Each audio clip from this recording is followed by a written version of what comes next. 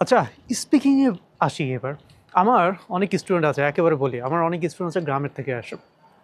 গ্রামের স্টুডেন্ট, আপনি তো বোঝেন গ্রামে ইংলিশ কীভাবে শেখায়, আর তাদেরকে যদি স্পিকিং করতে বলা হয়, একেবারে জঘন্য অবস্থা ঘটবে। কারণ তারা আসলে কখনো ইংলিশ প্র্যাকটিস করে না। এখন তারা দেশের বাইরে যেতে চাচ্ছে বা যে কোনো কারণে আসলে তাদের আইএলটিএস পরীক্ষা দিতে হবে, তাহলে তারা কী করবে?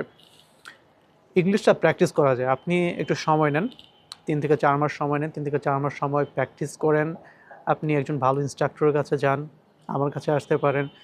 আপনি শিখবেন যে ইংলিশ কীভাবে বলতে হয়, কনফিডেন্টলি কীভাবে বলতে হয়।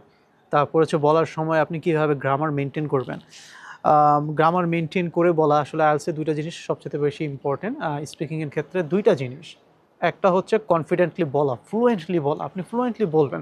যদিও আইএলটিএসের রুব্রিক্স আছে, আপনার ডিসক্রিপ্টর আছে, স্পিকিং ডিসক্রিপ্টরস আছে, যেটা দেখে আপনাকে স্কোরিং করা হবে। তবে সাধারণ স্টুডেন্টদের ক্ষেত্রে যেটা বলা হয়, আমরা যেভাবে শিখি সেটা হচ্ছে আপনাকে কনফিডেন্টলি ইংলিশ স্পিকিং করতে হবে। ২ হচ্ছে গ্রামারটা মেনটেন করতে হবে। এই ২টা যদি মেনটেন করতে পারেন, আপনি 7 অ্যাবাভ স্কোর উঠাতে পারবেন খুব ইজিলি, অথবা 7 উঠাতে পারবেন। এটা নিয়ে টেনশন করার কোনো কারণ নেই। জাস্ট প্র্যাকটিস করতে হবে, প্র্যাকটিস করেন, শিখেন এবং পরীক্ষা দেন, ভালো একটা ব্যান্ড স্কোর আসবে।